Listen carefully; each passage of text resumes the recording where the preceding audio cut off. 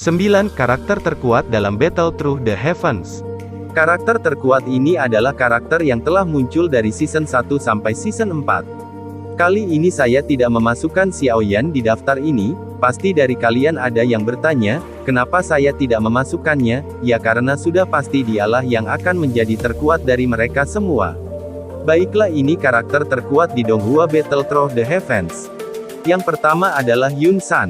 Yun San adalah karakter terkuat di Kekaisaran Jiamah sejauh ini. Kalian pasti bertanya, mengapa tidak membuat yang terkuat pertama seperti Yao Lao atau Ratu Medusa?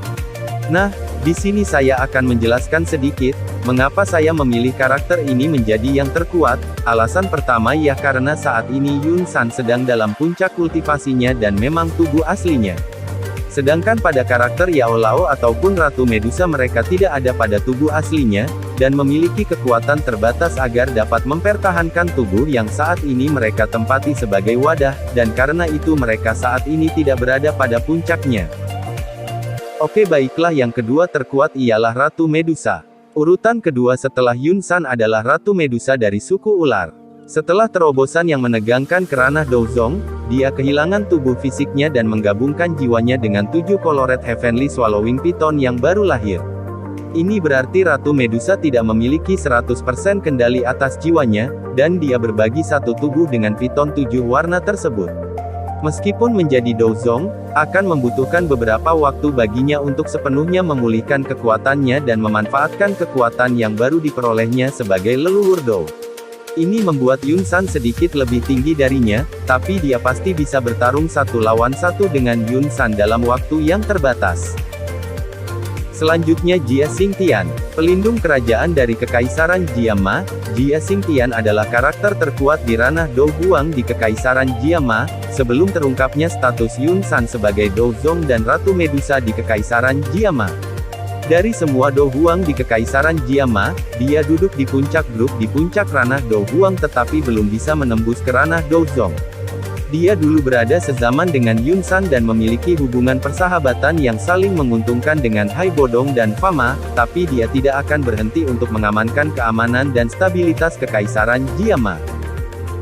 Berikutnya adalah Ling Ying. Ling Ying adalah Dou Huang dari keluarga kuno yang kuat yaitu klan Gu, atau klannya Sun Er. Ling Ying adalah pengawal Gu Sun Er di Kekaisaran Jiamah dan juga terkadang muncul untuk melindungi Xiaoyan karena perintah Sun Er atau nona mudanya. Ling Ying adalah Dou Huang yang mengendalikan bayangan, cocok untuk pekerjaan rahasia, dan dia juga pernah melawan Xiaoyan dan Hai Bodong untuk mengetahui kemampuan mereka, sekaligus dia menunjukkan bahwa dia bisa menangani dua lawannya pada saat yang sama sambil menahan kemampuan aslinya. Dan lanjut lagi Yao Chen. Di sini kita memiliki Master Yao Lao, Guru Xiaoyan. Dalam keadaan normal, Yao Chen merupakan karakter terkuat di Battle Through the Heavens sejauh ini, namun, dia terbunuh sebelum awal cerita, dan dengan demikian, hanya jiwanya yang tersisa, hanya dengan mengkonsumsi Douqi Xiaoyan dia terbangun.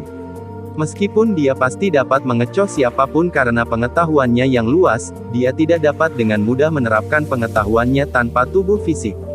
Dia memiliki sejumlah besar kekuatan jiwa yang tersisa di dalam dirinya, jadi saya pikir membuatnya jauh dengan beberapa Dou Huang di Kekaisaran Jiamah jika dia benar-benar memanfaatkan semua sisa-sisa kekuatan, keterampilan, dan pengetahuannya secara bersama-sama. Yun Yun. Berikutnya adalah pemimpin sekte Yunlan saat ini, yaitu Yun Yun. Yun Yun bukan hanya kuat tapi dia juga sangat cantik, dan dia salah satu karakter yang paling berbakat di Kekaisaran Jiamah, mampu mencapai level Dou Huang di usia yang sangat muda. Dia adalah murid Yun San dan dia memiliki akses ke semua keterampilan dan teknik elit dari sekte Yunlan. Selanjutnya Hai Bodong. Kaisar Es berada di urutan berikutnya dalam daftar orang terkuat. Dia adalah kenalan lama Jia Xingtian dan keduanya pada satu titik berada pada tingkat kultivasi yang sama. Hai Bodong juga nekat dan cukup berani untuk menantang Yun San di masa lalu ketika Yun San masih menjadi pemimpin sekte-sekte Yunlan. Dia juga menantang Ratu Medusa di masa lalu, dengan demikian, membuatnya kehilangan kultivasinya dan membuat dirinya diturunkan ke ranah Dou Ling sampai dia bertemu Xiaoyan yang meramu pil untuknya dan kembali ke ranah Dou Huang. Meskipun dia sekarang kembali sebagai Do Huang, dia masih belum dapat sepenuhnya memulihkan kekuatannya, meskipun dia masih bisa bertarung dengan sembrono dan luar biasa. Melihat bagaimana dia bertarung dengan Jia Xingtian sekembalinya dan pertarungannya melawannya Ling Ying, dia pasti bisa bertahan melawan lawan yang lebih kuat darinya.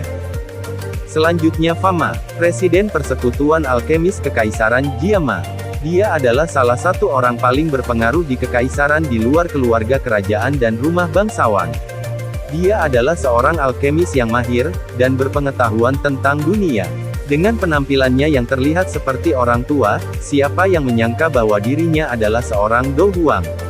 Meskipun demikian, dia benar-benar memegang begitu banyak kekuatan sebagai seorang kultivator dan pengaruh sebagai seorang alkemis, cukup untuk seluruh kekaisaran Jiama untuk menghormatinya. Selama masa mudanya, Fama pernah bertemu dengan Yao Chen, yang telah mengajarinya dan tinggal bersamanya selama 3 hari selama perjalanan mereka melintasi benua. Selanjutnya Gu He.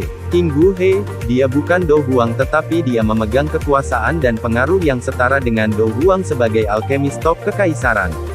Namun, kekuatannya tidak hanya bergantung pada kemampuannya untuk membuat pil yang kuat, dia juga memiliki kekuatan kultivasi yang cukup untuk memberikan pertarungan yang bagus kepada musuh yang kuat seperti yang ditunjukkan selama infiltrasinya ke suku manusia ular. Terima kasih sudah menonton video saya, semoga kalian mengerti dengan penjelasan saya, sampai jumpa.